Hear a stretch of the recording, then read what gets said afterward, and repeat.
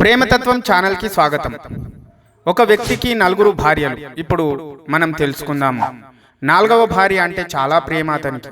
ఆమె కోరిన కోరికలన్నీ తీర్చేవాడు, అపురూపంగా చూసుకునేవాడు.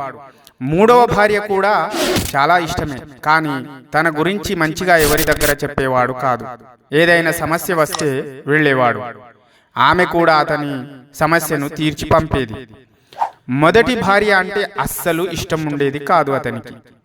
ఆమెను అస్సలు పట్టించుకునేవాడే కాదు. ఇలా కొన్ని సంవత్సరాలు గడిచిపోయాయి. అతని ఆరోగ్యం క్షీణించిపోయింది. ఇక తను బ్రతకను అని తెలిసిపోయి తన మీద ఎవరికి నిజమైన ప్రేమ ఉందో తెలుసుకుందామని తన నాలుగవ భార్యను పిలిచాడు. నేను మరణానికి అతి దగ్గరలో ఉన్నాను, నిన్ను చాలా ప్రేమగా చూసుకున్నాను కదా, నాతో పాటు నువ్వు కూడా వచ్చేయి అని అడిగాడు. నాలుగవ భార్య అది విని అతనికి దూరంగా జరిగిపోయింది.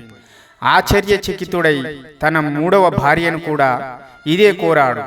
మూడవ భార్య ఇలా అంది, ఇన్ని రోజులు నీతోనే, నీ దగ్గరే ఉన్నాను, నీ అవసరాలన్నీ తీర్చాను, ఇక నాకు నీతో పని లేదు, వేరే వారి దగ్గరికి వెళ్ళిపోతున్నాను అని అంది. బాధతో ఏడుస్తూ తన రెండవ భార్యను కూడా అదే విషయం అడిగాడు.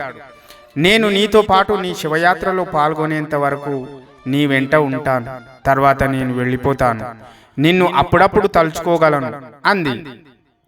ఇంత ప్రేమగా చూసుకున్న ఈ ముగ్గురు ఇలా అనేసరికి ఇక మొదటి భార్యను బాగా నిర్లక్ష్యం చేశాను కదా, తనని అడగడం కూడా వృధా అని భావిస్తుండగా మొదటి భార్య తలుపు చాటు నుండి ఇలా అంది, మీరు నన్ను ఎంత నిర్లక్ష్యం చేసినా నేను మాత్రం మీ వెంట చివరి పయనం దాకా తప్పక వస్తాను, మీరేమీ బాధపడకండి అంది.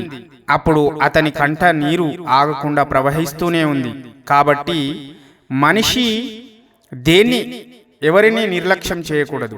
మన దగ్గర ఉన్నప్పుడు దాని విలువ తెలియదు, పోయే ముందు తెలుసుకొని ప్రయోజనం కూడా ఉండదు. నిజం చెప్పాలంటే మనమందరం నలుగురు భార్యలతోనే ఉంటున్నాము. అదేమిటి అంటే, నాలుగవ భార్య మన శరీరం, మూడవ భార్య సంపద ఆస్తిపాస్తులు, రెండవ భార్య నేస్తాలు బంధువులు, మొదటి భార్య మన ఆత్మ. ఇదే నిజం. ఈ యొక్క స్టోరీ నచ్చినట్లయితే లైక్ చేయండి, షేర్ చేయండి.